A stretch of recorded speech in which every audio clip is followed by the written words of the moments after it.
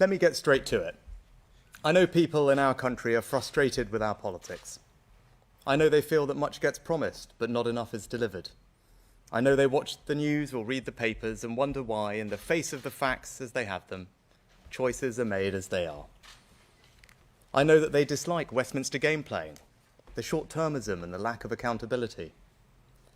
But most of all, I think people are tired of the false choice between two versions of change that never go beyond a slogan.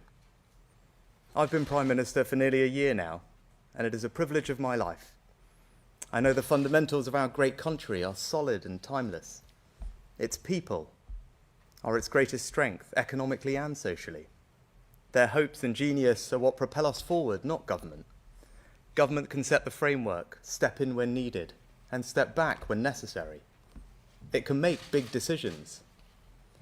But what I've concluded during my time so far as Prime Minister is that those decisions, the decisions that could bring real change, change that could alter the trajectory of our country, can be so caveated, so influenced by special interests, so lacking in debate and fundamental scrutiny, that we've stumbled into a consensus about the future of our country that no one seems to be happy with.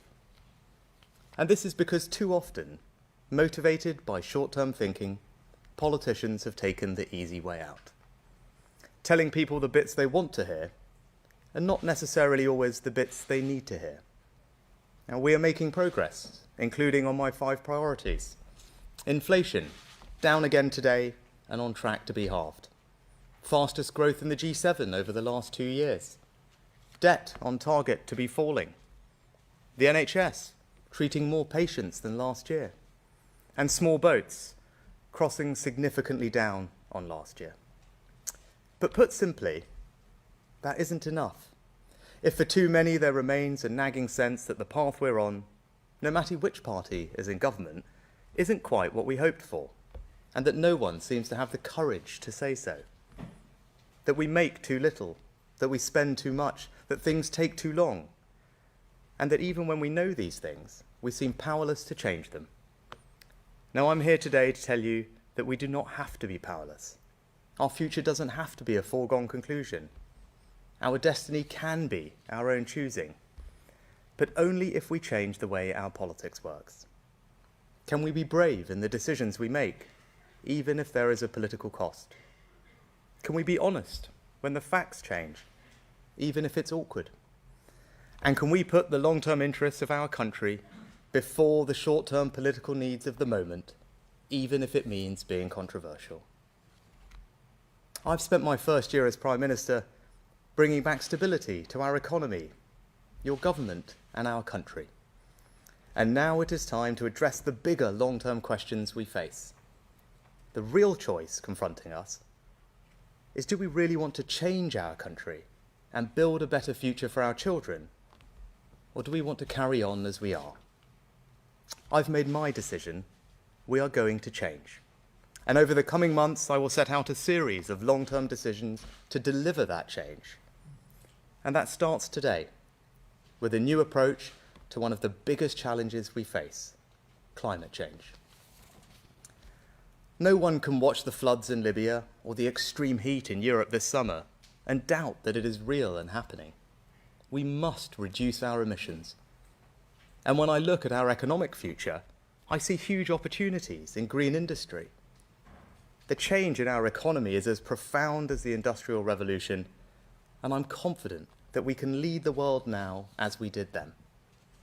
So I'll have no truck with anyone saying we lack ambition. But there's nothing ambitious about simply asserting a goal for a short-term headline without being honest with the public about the tough choices and sacrifices involved, and without any meaningful democratic debate about how we get there. The Climate Change Committee have rightly said, you don't reach net zero simply by wishing it. Yet that's precisely what previous governments have done, both Labour and Conservative.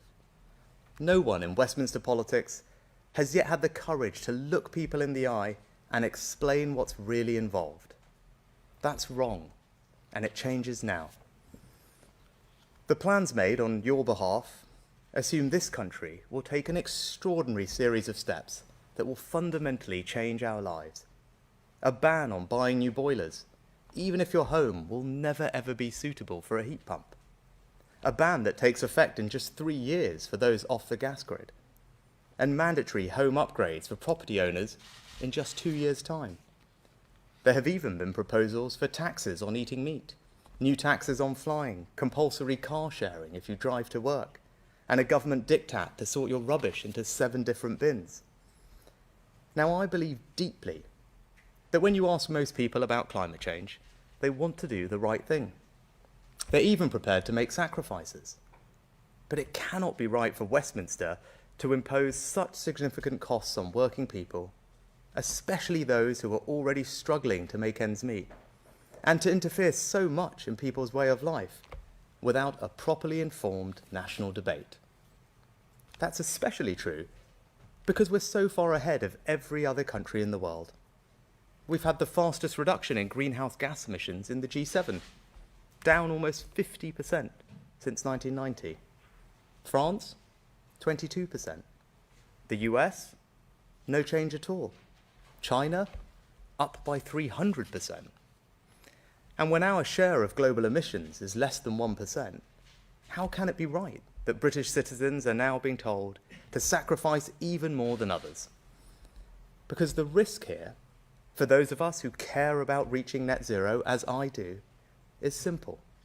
If we continue down this path, we risk losing the consent of the British people.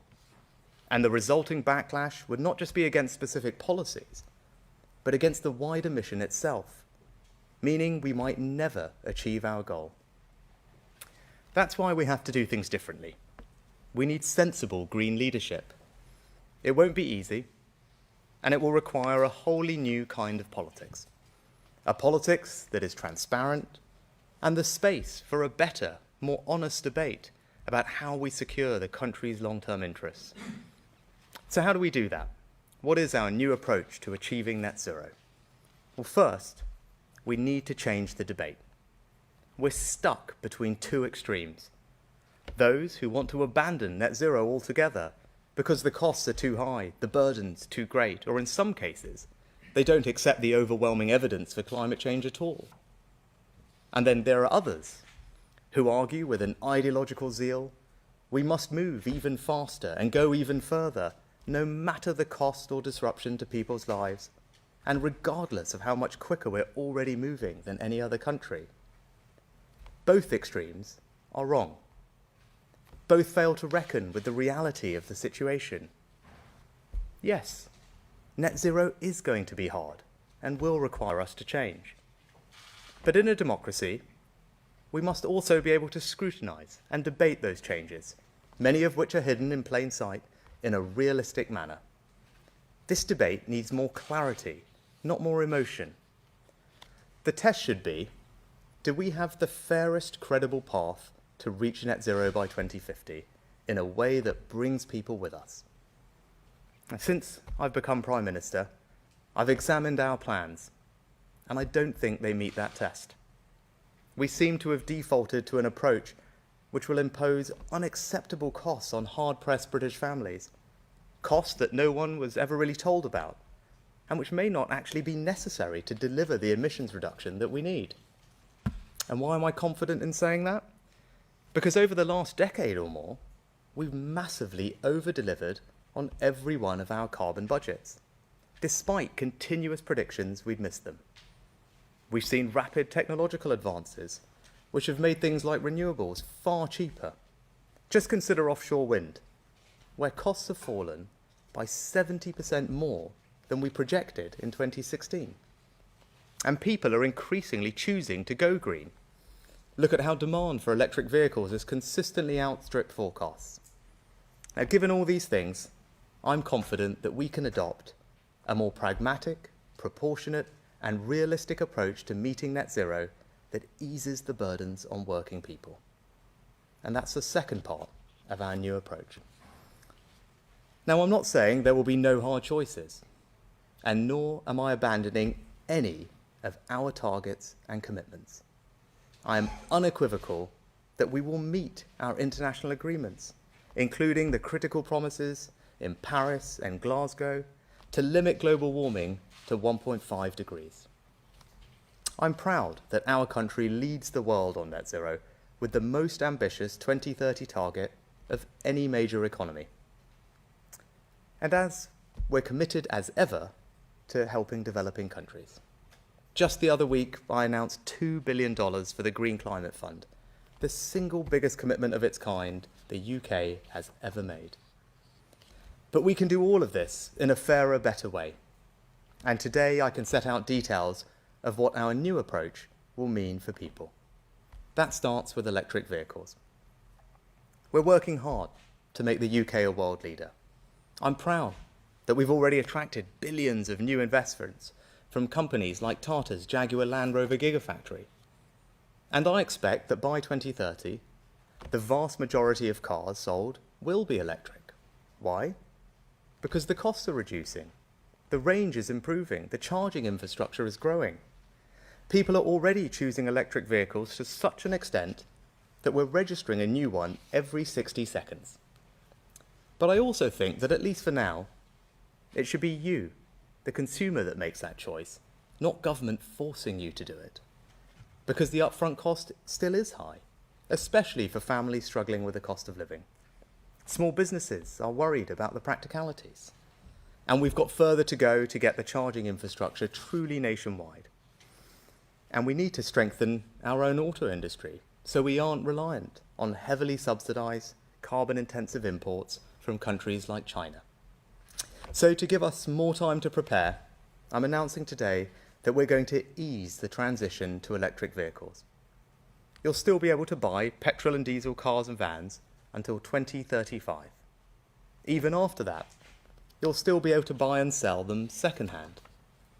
We're aligning our approach with countries like Germany, France, Spain, Italy, Australia, Canada, Sweden, and US states such as California, New York, and Massachusetts, and still ahead of the rest of America and other countries like New Zealand.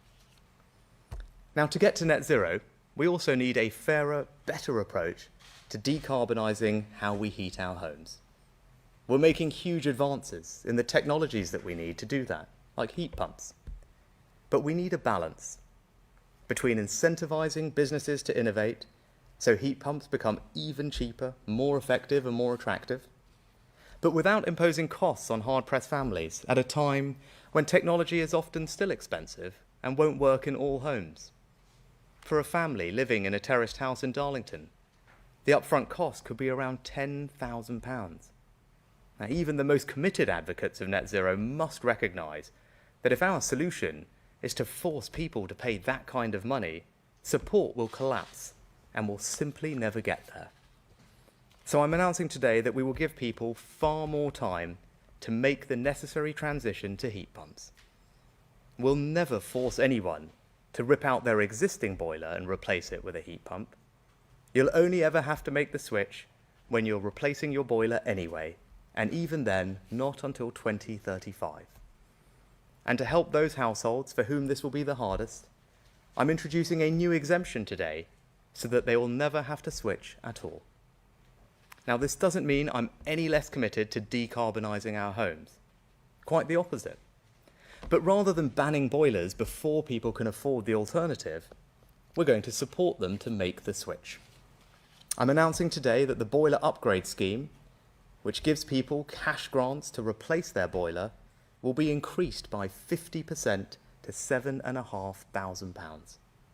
There are no strings attached, the money will never need to be repaid, and this is one of the most generous schemes of its kind in Europe. Next, energy efficiency. Now, this is critical to making our homes cheaper to heat. That's why we've got big government grants, like the Great British Insulation Scheme.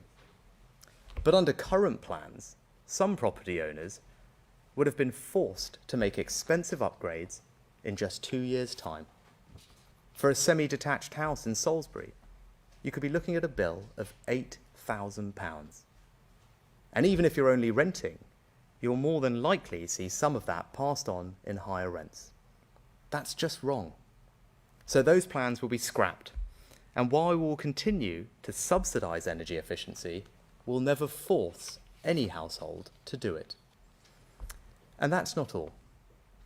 The debate about how we get to net zero has thrown up a range of worrying proposals, and today I want to confirm that under this government, they will never happen. The proposal for government to interfere in how many passengers you can have in your car, I've scrapped it. The proposal that we should force you to have 7 different bins in your home, I've scrapped it. The proposal to make you change your diet and harm British farmers by taxing meat, or to create new taxes to discourage flying or going on holiday, I've scrapped those too. And nor will we ban new oil and gas in the North Sea, which would simply leave us reliant on expensive imported energy from foreign dictators like Putin. We will never impose these unnecessary and heavy-handed measures on you, the British people. But we will still meet our international commitments and hit net zero by 2050. And if we're going to change politics in the way I'm talking about, we can never allow carbon budgets to be set in the same way again. The last carbon budget process was debated in the House of Commons for just 17 minutes and voted through with barely any consideration given to the hard choices needed to fulfill it. It was the carbon equivalent of promising to boost government spending with no way to pay for it. That's not a responsible way to make decisions which have such a bearing on people's lives. So when Parliament votes on carbon budgets in the future, I want to see it consider the plans to meet that budget at the same time. If the first part of our new approach to meeting net zero is to change the debate, and the second part is a more pragmatic, proportionate, and realistic approach that eases the burdens on families, then the third is to embrace with even greater enthusiasm the incredible opportunities of green industry and take the necessary practical steps to create whole new sectors and hundreds of thousands of good, well-paid jobs right across the country. We're already home to 4 of the world's largest offshore wind farms. We're building an even bigger one in Dogger Bank and improving our auction process to maximise private investment into this world-leading industry. We're lifting the ban on onshore wind. We're investing in 4 new clusters to capture and store carbon from the atmosphere. And we're building new nuclear power stations for the first time in 30 years. Just this week, we took a significant long-term decision to raise funding for Sizewell C, putting beyond all doubt our commitment to decarbonising our power sector. And later this autumn, we'll shortlist the companies to build a new generation of small modular reactors. But one of our biggest constraints to reaching net zero and improving our energy security is this. We're investing billions in new energy projects, yet we don't have the grid infrastructure to bring that power to households and businesses. And when energy security is national security, that's unacceptable.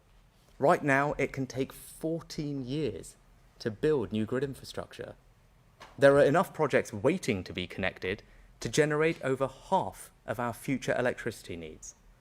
So I can announce today that the Chancellor and Energy Security Secretary will shortly bring forward comprehensive new reforms to energy infrastructure. We'll set out the UK's first ever spatial plan for that infrastructure to give industry certainty and every community a say. We'll speed up planning for the most nationally significant projects, and we'll end the first come, first served approach to grid connections by raising the bar to enter the queue and make sure those ready first will connect first. So from offshore wind to nuclear to a revolution in our energy infrastructure, investors should have absolute confidence that we're getting on with the job and the UK will remain the best place in the world to invest in the green industries of the future. Not least because of something else that this country has always excelled at, innovation in new technologies. As a country that emits less than 1% of the world's carbon emissions, one of the most powerful contributions we can make is our unique ability to develop new technologies that can help the world. Like the Sense Wind team in Scotland developing the technology to service offshore floating wind turbines while still out at sea. Or the researchers at Cambridge who pioneered a new way to turn sunlight into fuel. And that's why today we're going further, creating the new £150 million Green Future Fellowship. This will support at least 50 leading scientists and engineers to develop real, breakthrough green technologies.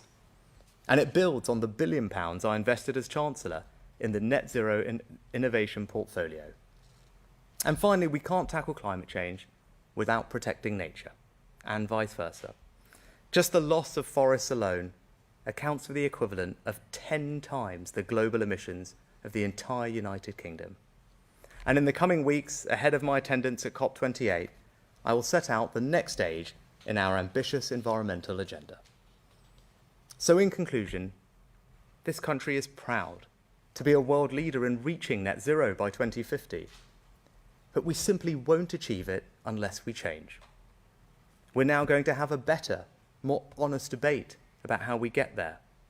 We'll now have a more pragmatic, proportionate and realistic approach that eases the burdens on families, all while doubling down on the new green industries of the future. In a democracy, that's the only realistic path to net zero. Consent, not imposition. Honesty, not obfuscation. Pragmatism, not ideology. That's how we'll turn the challenge of net zero into the greatest opportunity and the proudest achievement of our lifetimes. And this is just the start. What we begin today is bigger than any single policy or issue. We are going to change the way our politics works. We are going to make different decisions. We won't take the easy way out. There will be resistance, but we will meet it, because I am determined to change our country and build a better future for our children. Nothing less is acceptable.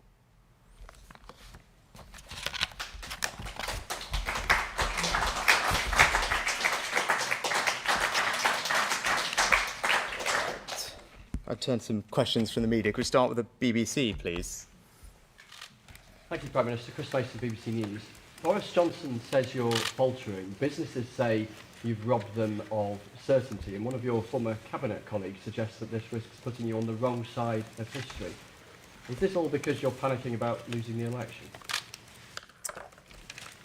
I've been thinking about these issues for a long time, and as Chancellor, I was concerned about the impact on families of some of the policies that were being mooted. When you think about it, as I mentioned, policies that would cost a typical family around the country £5,000, £10,000, £15,000, and we seem to be on autopilot to just adopt these things. I didn't think that was right at the time, and now as Prime Minister, I've got an opportunity to change things. And what I don't want to do is make yet more short-term decisions, easy ways out, that ultimately not be straight with the country about what those mean for them, the costs that those are imposing on them. I don't believe that's the right thing to do.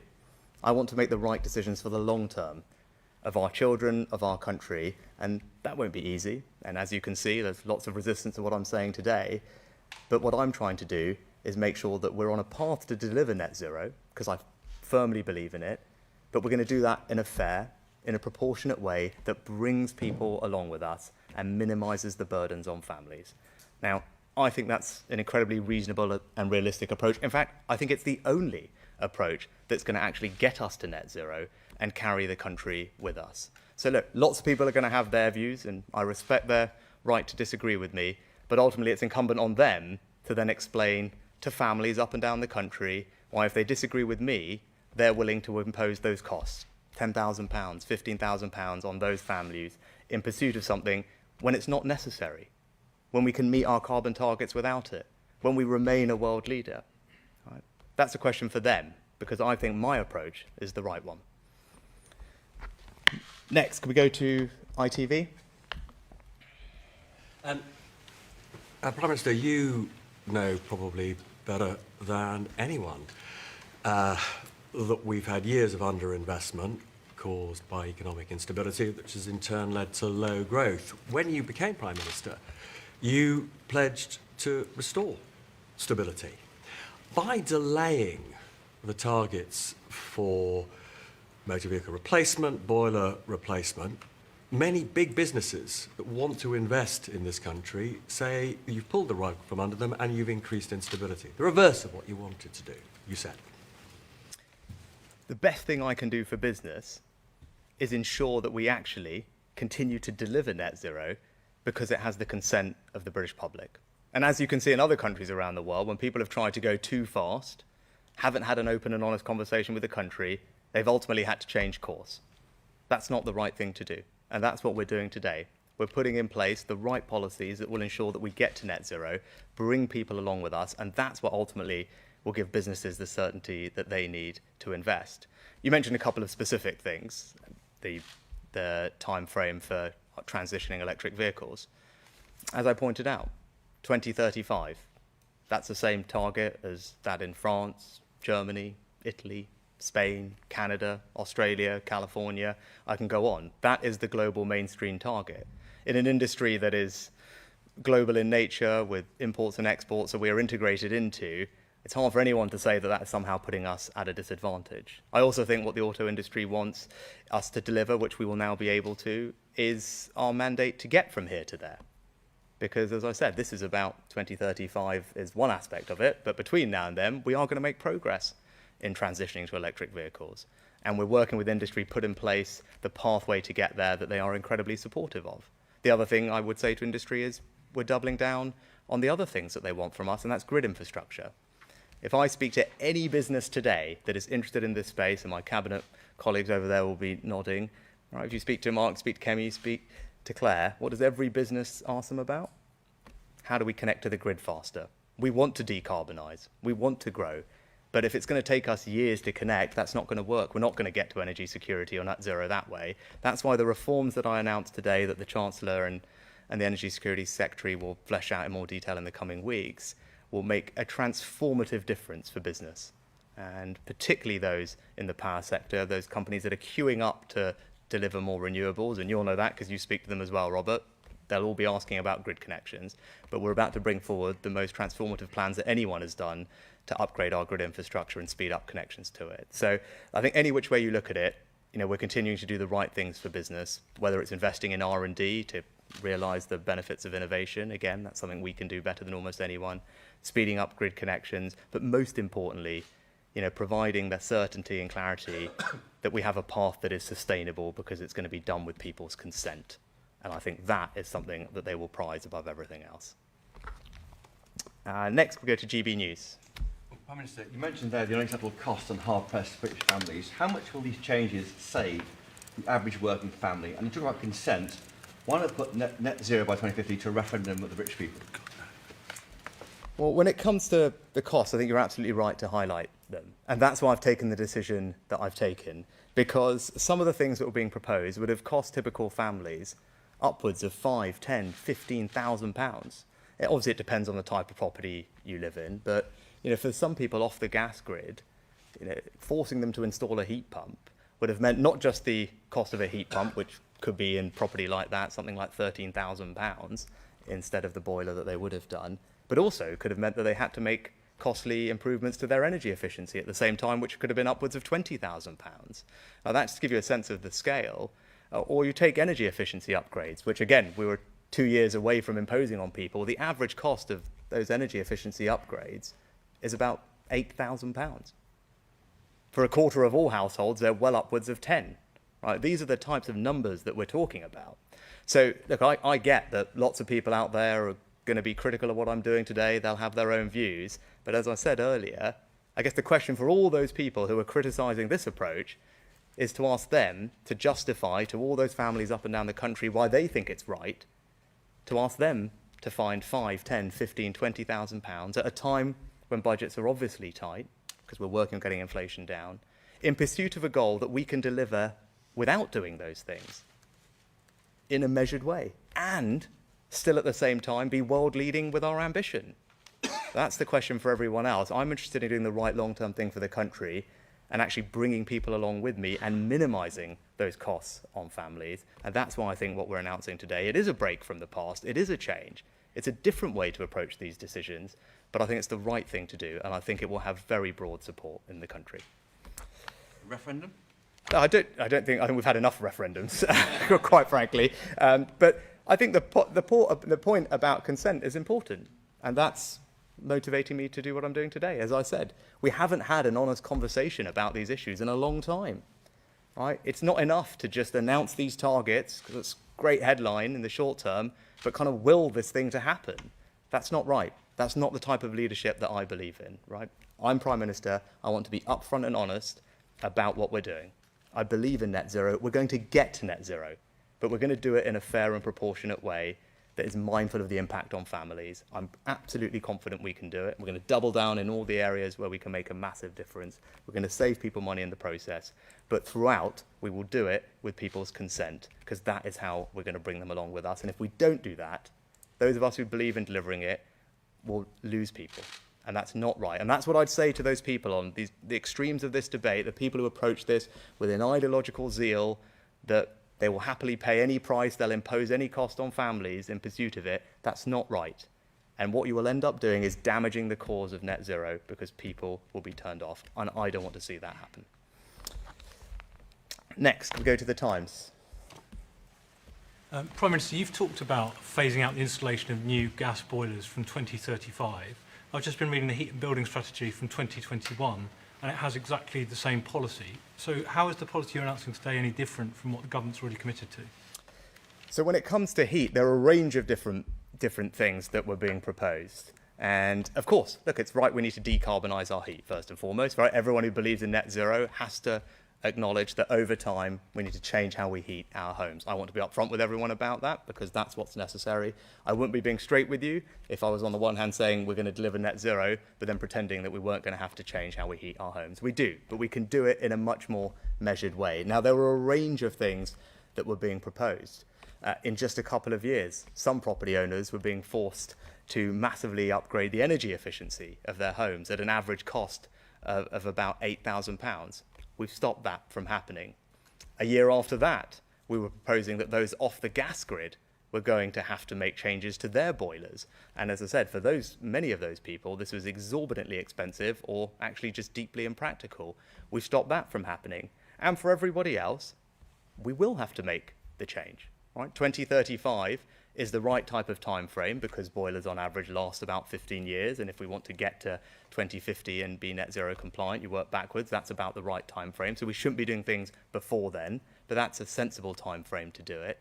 But as I've announced today, we recognise that there are a number of properties for whom this just won't make sense with the technology and what we know today. And that's why we're introducing a new exemption, which will cover about a fifth of all households.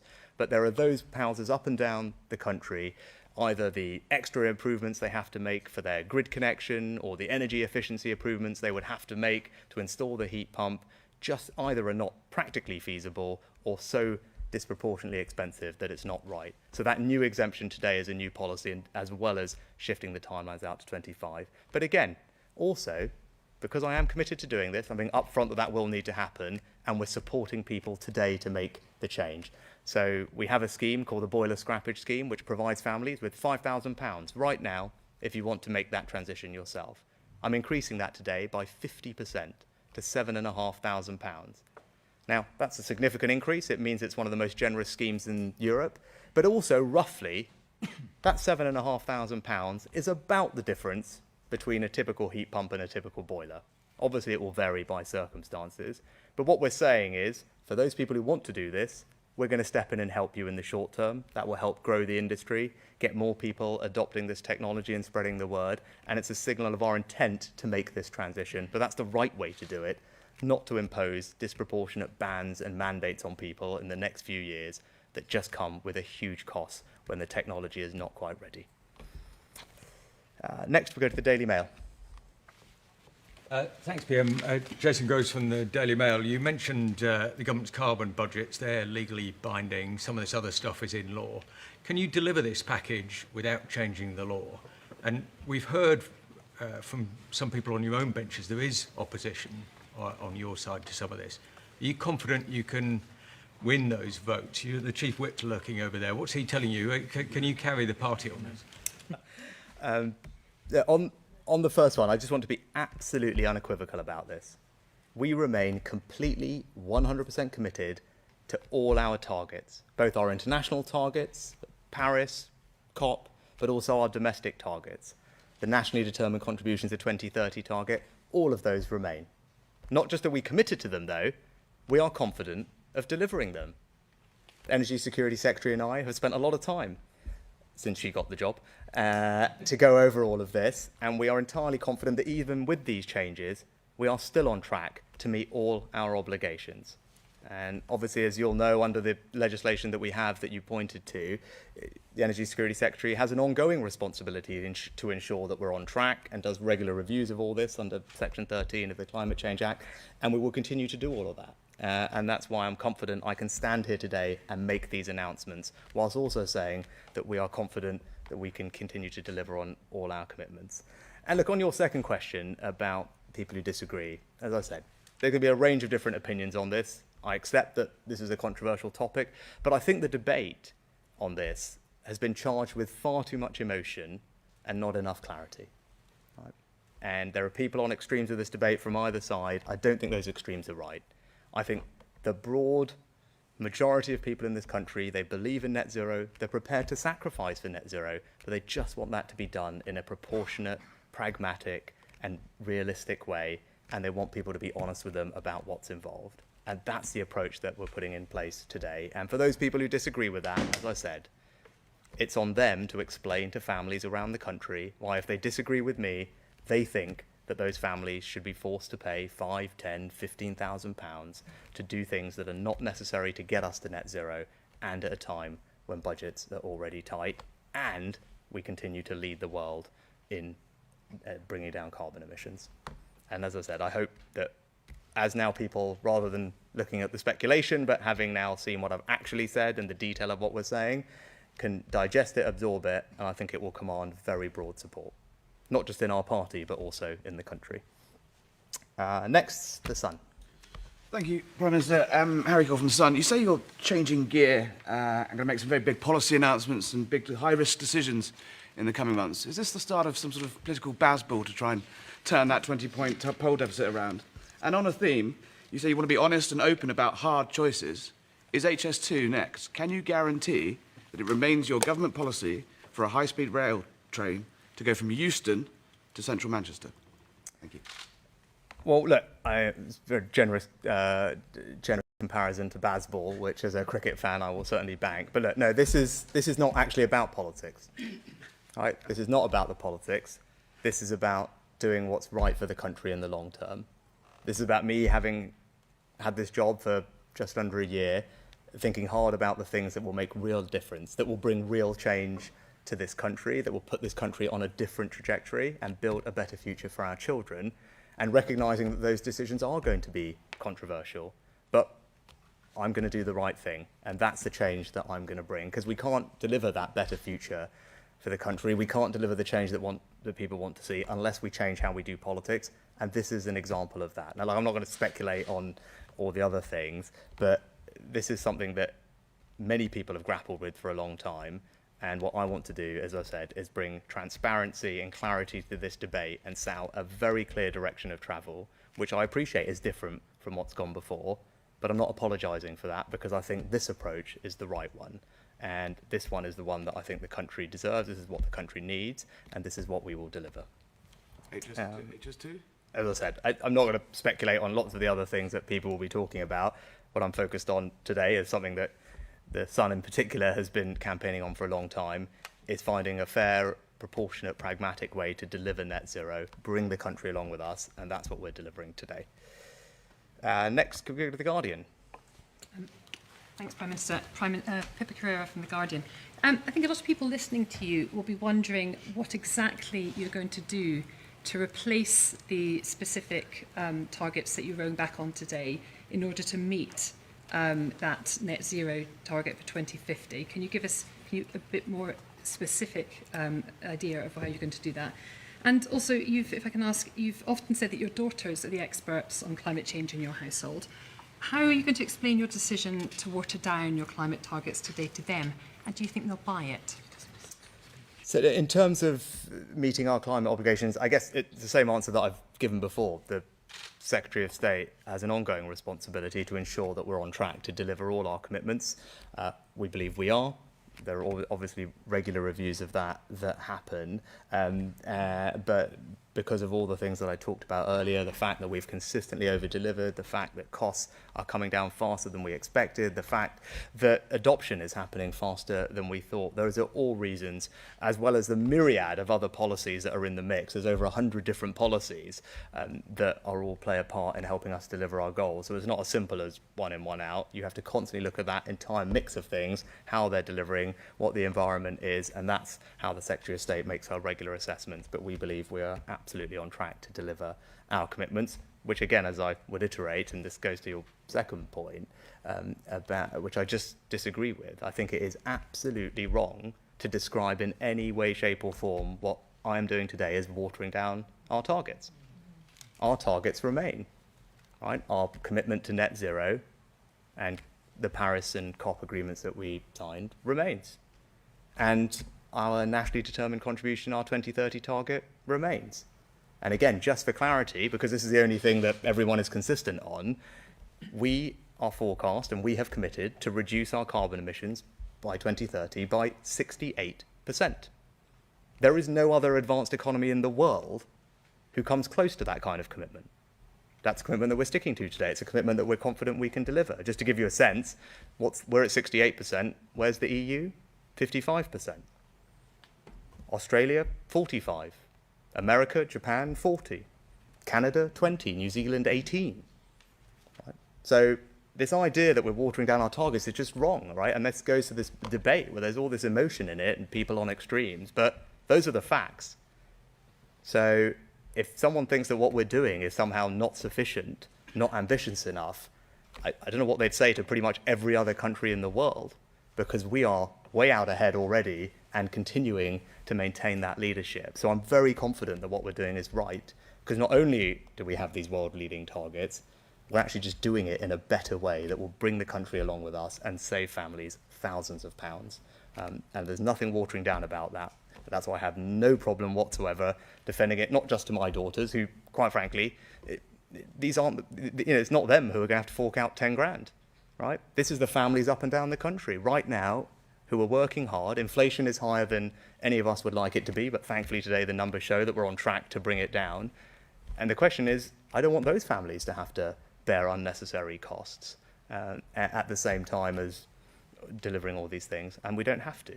So I'm entirely comfortable with what I'm doing, and I think it's entirely wrong to describe it in any way, shape or form as watering anything down. And lastly, LBC. Hi, Natasha Clark, LBC. Theresa May brought in the net zero target in 2019, as you know. Why has it taken the Conservative Party 4 years to be honest about the cost of net zero and what it all means for us?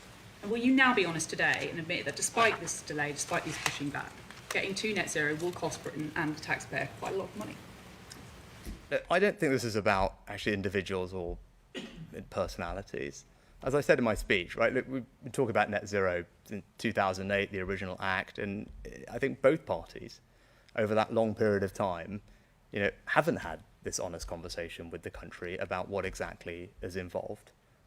And there are lots of reasons for that, but it's not easy, right? You can see all the flack I'm getting today and yesterday because trying to have this conversation when it's charged with so much emotion, when there's people who are just very ideological about it, is not an easy thing to do. But that's not going to stop me from doing what I believe is right. Right, so I'm not going to chase the short-term headline. I'm not going to take the easy way out. That's not how I'm going to do this job. I am going to bring change because I want to put this country on a different trajectory. I want a better future for our children, and we're not going to get that unless we change how we do things. And today is the first example of a big change in approach, a change in the way we do politics, to put the long-term interests of the country first, ahead of the short-term and chasing the easy way out. And as I said, I think it's the right thing to do, and I genuinely believe it will command very broad support. Thank you very much for your time.